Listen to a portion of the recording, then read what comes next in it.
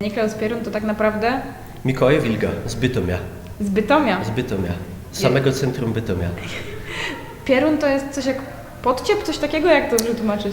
Pierun, kiedyś to w ogóle na Śląsku było bardzo, bardzo wulgarne określenie, bo to jest nawiązanie do tej jakby pogańskiej tradycji, do tego jeszcze tam prasłowiańskiego bóstwa Peruna i dlatego wymawianie tego było takim jakby tabu bardzo objęte. Ale dzisiaj Pierun to jest taki hachor, taki gist, coś takiego bardziej. No. Urwis taki po polsku, o coś takiego, łobuz.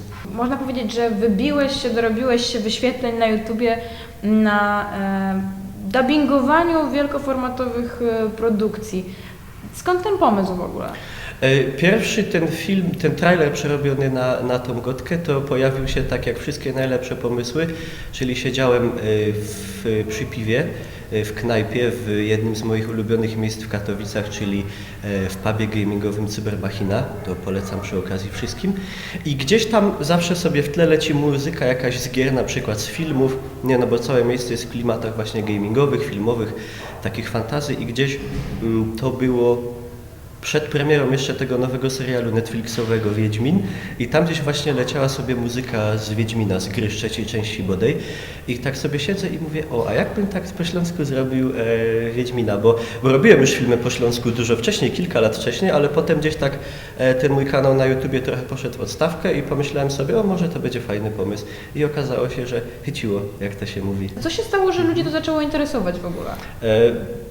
Ludzie gdzieś tak jakby, kiedy jest taki dostęp w ogóle do informacji, do wszystkiego, gdzieś też dużo ludzi, myślę, szukają jakiegoś swojego miejsca, powiedzmy, nie? Jakichś korzeni, też się chcą z czymś utożsamiać i okazuje się, że ta śląskość jest bardzo atrakcyjna, że tak powiem. I nawet i ci ludzie, którzy gdzieś powiedzmy, bo jest duża grupa ludzi, którzy się urodzili tutaj na Śląsku, ale gdzieś tak jakby nie czuli związku nigdy z tym miejscem, no bo na przykład ich rodzice przyjechali gdzieś z innej części Polski tutaj i zaczęli się tym interesować i właśnie też przez to, że ta gotka głównie i ta cała kultura gdzieś w przestrzeni takie ogólnie, no mamy gdzieś jakieś reklamy po śląsku, jakieś billboardy po śląsku, odzież właśnie, akcesoria, wchodzimy gdzieś na przykład do sklepu, do Ikei i przez głośniki gdzieś słyszymy, że po śląsku coś jest ogłaszane, nie? Także to się staje gdzieś tutaj u nas w tej przestrzeni tak zauważalne i to też na ludzi tak właśnie oddziaływuje. A u Ciebie w domu się go dało? U mnie w domu paradoksalnie właśnie nie bardzo się go dało, bo ja byłem wychowywany przez tą część rodziny, gdzie od strony mojej mamy moi pradziadkowie przyjechali po wojnie do Bytomia, także z tej strony jestem czwartym pokoleniem dopiero na bytomskiej ziemi, ale ta mowa się gdzieś przewijała cały czas gdzieś w wykonaniu dziadka, na jakichś anegdot i tak dalej, no i cały czas gdzieś była obecna, bo i wśród gdzieś sąsiadów i znajomych, no także to cały czas gdzieś było obecne, tak, że na przykład ja, pomimo, że w przeciwieństwie do niektórych moich kolegów, którzy tylko się posługiwali gotką od małego i nie znali w ogóle języka polskiego jako takiego, to ja na przykład nie znałem innych określeń na takie rzeczy jak kuklok, jak hasiok. Mi się to wydawało, ja się dopiero dowiedziałem mając lat może 20, że na kuklok w ogóle ktoś mówi wizjer, albo że w ogóle Judasz, to w ogóle jakiś szok do mnie, nie? Albo że na przykład nie wszędzie się mówi skulimie i ludzie tego nie rozumieją, o co chodzi. I takie różne przykłady, że potem jak ja zacząłem się bardziej tak interesować już tym tematem, powiedzmy tak wnikliwiej, gdzieś tam czytając też te dykcjonorze, te słowniki gotki, że odnajdywałem te słowa, które okazuje się, że ja nimi się w dużo bardzo części posługiwałem na co dzień, które gdzie indziej nie operują w ogóle, nie? Ludzie nie rozumieją ich po prostu. No. Także będąc kiedyś na obozie żeglarskim na Mazurach, to już było 10 albo 11 lat temu, poszliśmy gdzieś tam po zdanym tam już tym całym teście na zakupy i gdzieś tam, no pani mnie kasowała na ladzie i pytała się, coś jeszcze panu podać. Ja powiedziałem tylko, nie, dziękuję. A ona mówi, o pan ze Śląska. A ja mówię, a skąd pani to wie? No przecież słyszę. No my tego nie słyszymy tak, jak my się tym posługujemy albo ktoś, no a to jest wyczuwalne jednak. Nie trzeba jechać aż do Warszawy, wystarczy magiczny most przekroczyć na Brynicy i tam już to jest, idzie się skapnąć, że coś jest inaczej. Właśnie, bo w tych Twoich dubbingach duże znaczenie odgrywają miejsca podmienne, na przykład Las Miechowicki, Ercik Gęba, albo on jest ze Sosnowca. To jest taki fajny akcent, że Ty znasz tę topografię terenu i potrafisz to fajnie wykorzystać. Znam, ale też żeby się nikt z Sosnowca nie obraził, bo to są takie żarty, wiadomo, ale to gdzieś tu w w Ślązoka jest wpisane jednak z tym Sosnowcem, że to trzeba tak bodnąć trochę.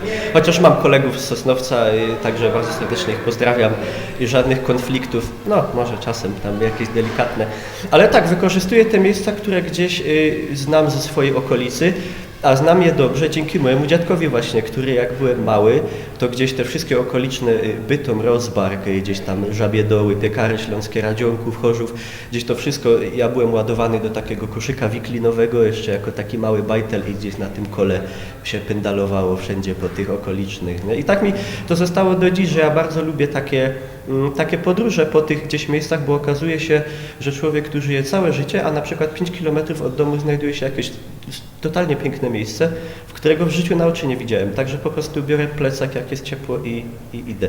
Tylko nie do Lasu Miechowickiego. No nie, bo tam dziki grasują. Jaki jest twój rekord wyświetleń? No to właśnie jest to jest chyba Call of Duty po śląsku, to przebiło 1 000 000. No. A z tych trailerów? To chyba jest albo Wiedźmin, albo Kevin. Wiem, że Kevin już przebił 700 000, Wiedźmin też chyba przebił 500 000. No one wszystkie mają sporo dość wyświetleń. Rzadko, ale czasem zerknę w statystykę YouTube'a, to większość nie jest ze Śląska. Większość jest gdzieś właśnie centralna Polska, Mazowsze, Warszawa właśnie. To myślę jest tak samo odbierane jak gdzieś na przykład te kabarety po śląsku, że gdzieś, że to ludzi bawi, nie? To z tych ludzi spoza Śląska, a ludzi ze Śląska też bawi, a przy okazji też mogą poznać jakieś słownictwo nowe i po prostu ich to cieszy, że coś po naszemu powstaje. Jesteś z Bytomia i Bytom na mapie, takie odnoszę wrażenie, na mapie Śląska jest tak też trochę wyśmiewany. Znaczy Bytom często się gdzieś w memach w internecie przewija. Zawala, tak, no boli mnie to bardzo jako bytomianina i człowieka takiego, no nie powiem bezżytego ze swoim miastem, bo to jest moje miejsce rodzinne, które znam dobrze, też interesuję się gdzieś jego historią i tak dalej.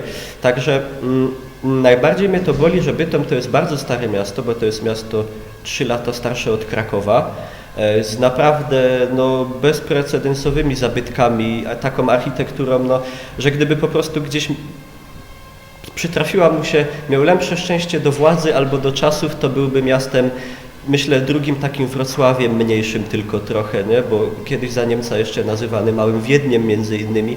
Także to jest miasto naprawdę piękne, niesamowicie, te wszystkie kościoły, te secesyjne kamienice, pełno takiego bardzo rzadkiego modernizmu niemieckiego w ogóle.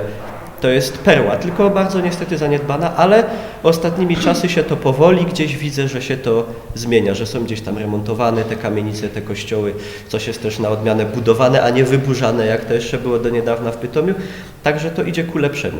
Fajne jest to w Bytomiu też, że ja tam często bywam i widuję po niemieckie szyldy. Tak, one się wyłaniają gdzieś coraz częściej i co bardzo mnie cieszy, że gdzieś ludzie też o to dbają, w sensie, że na przykład zabezpieczają, to zostawiają jako taką pamiątkę, bo jest też duża grupa ludzi, którzy mają do tego taki bardzo negatywny stosunek, nie? To gdzieś są, w większości ludzie, którzy po wojnie, jak duża część ludzi przybyli właśnie do Bytomia, gdzieś tam ze wschodnich byłych terenów Polski, im się to źle gdzieś kojarzy, wiadomo, z okupacją hitlerowską i tak dalej, ale tego się nie da uniknąć, że to jest część naszej historii i że Bytom nawet po 21 roku, po plebiscytach do końca do 45 roku był miastem niemieckim i to takim bardzo wyjątkowym miastem, bo taką wyspą wręcz niemiecką z 3 stron otoczoną polską granicą, nie? Gdzie już jak jechało się do Chorzowa na zakupy albo do rodziny, trzeba było już na przejściu granicznym pokazywać pas, nie? No. Trochę odbiegliśmy teraz od tych trailerów, ale wracając, który z nich był najtrudniejszy? Najtrudniejszy do zrobienia? Wydaje mi się, że to, co zrobiłem teraz najświeższe, czyli Ojciec Chrzestny, czyli Potek po naszemu. Znaczy, to jest generalnie, ja to lubię, bo to jest prosta forma. Ja sobie biorę po prostu coś na warsztat, jakiś trailer, przesłuchuję go sobie, zastanawiam się, jakby to można było powiedzieć po śląsku, albo w ogóle tak zamienić ten tekst, żeby w ogóle tak jakby sens całego tego materiału się zmienił, bo te pierwsze to były gdzieś tak bardziej stricte tłumaczenia tego, co oni mówią, gdzieś z moim jakimś dodatkiem, a te nowsze to już bardziej jakby zmieniam sens całego tego trailera, żeby on miał taki bardziej wydźwięk, taki właśnie rozrywkowy, nie, humorystyczny. Także przy Ojcu Chrzestnym było najwięcej roboty, bo był najdłuższy po prostu, najdłużej musiałem ciąć, wyciszać tamtego lektora i tą gotkę tam dodawać. Masz jakieś ulubione z tych, które zrobiłeś?